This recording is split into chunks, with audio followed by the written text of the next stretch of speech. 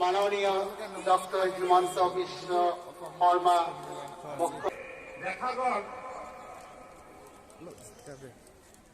এই অসমত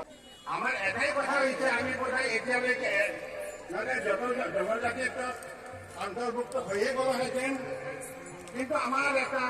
অভিশপ্ত শব্দ আছে। এই শব্দটো থকাৰ কাৰণে, অৰ্থাৎ ৰাজবংশী শব্দ থকাৰ কাৰণে আমি এছটি হ'ব পৰা নাই। আমি এই ৰাজবংশী শব্দটো কেনেকৈ কোচৰ পৰা ভাগ দিব পৰা যায়, আমি বিভিন্ন চিন্তা চৰ্চা কৰি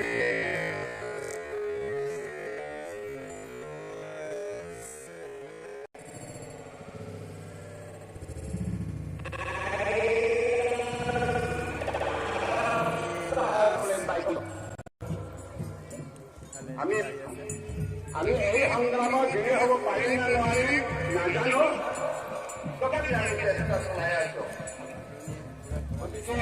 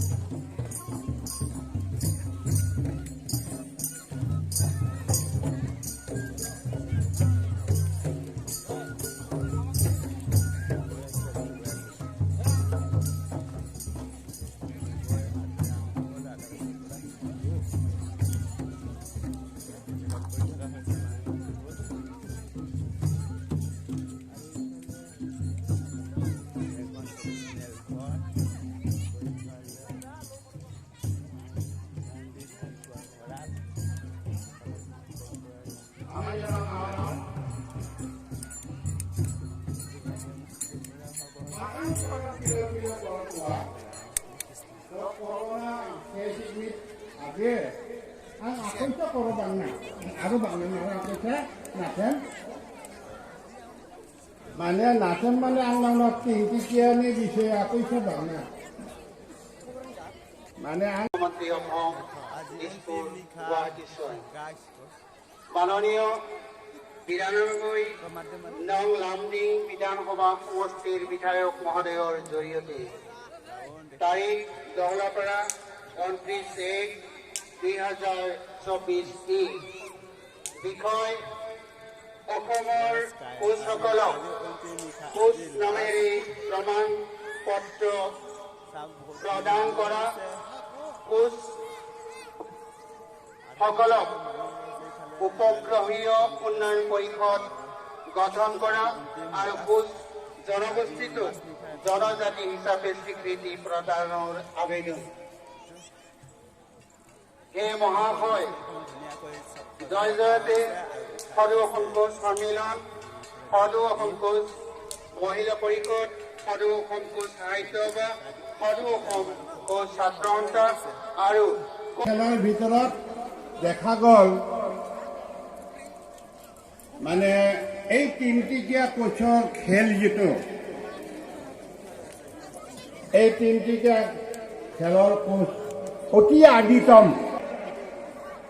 প্ৰথম সৃষ্টিৰ এক্লাবাকিমং মাতামাৰ কোচ ঐতিহাসিক একমাত্ৰ এডভকেট প্ৰয়াত শিৱেন্দ্ৰ নাৰায়ণ কোচে তেখেতৰ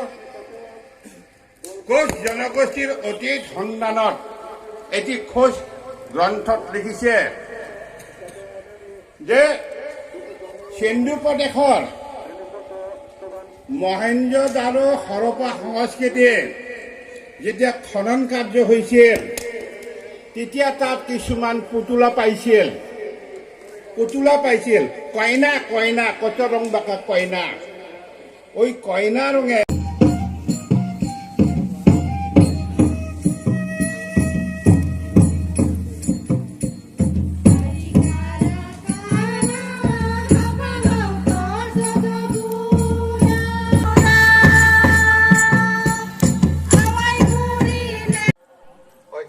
গতিকে তেখেতসকলে মোক মাৰ্জনা কৰিব বুলি মই আজি